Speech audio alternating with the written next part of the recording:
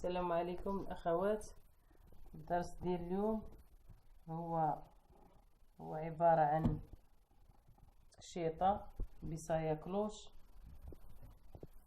هنايا خدمتها باليد، خدمة باليد، وهنا درت فيها الدرس اللي من بعد غادي نوريكم ان شاء الله كيفاش تخدموه. وكذلك خدمت هنايا العقاد اللي ديجا حنا درناهم، والسفيفة طبعا اللي اصلا فايت حتى هي خدمناها وريتكم كيفاش تخدموها.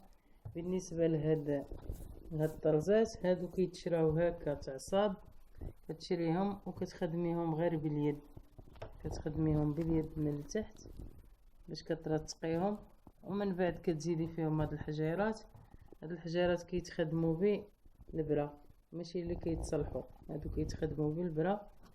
وهنايا خدمتها ولصقت هادو، من بعد خدمت الصايا بوحدها وعاود لصقتها، كنلصقها على البلاصه اللي فيها المضمه. هنايا كنلصقها على حساب المضمه، غتجي هنا، غتجي هي وسط المضمه باش ما يبانش هاد الملاقيه، ما كتبانش ملي كتلبسي التكشيطه. هنايا خدمتها هكا صايا كلوش. بالنسبه للعرض كتكون عريضه من التحت، فيها متر ونص على متر ونص، درنا 3 متر في العرض. بالنسبه للصايا كلوش في الدروس القادمه ان شاء الله غادي نوريكم كيفاش غادي نتخدموها، كيفاش غادي نتفصلوها.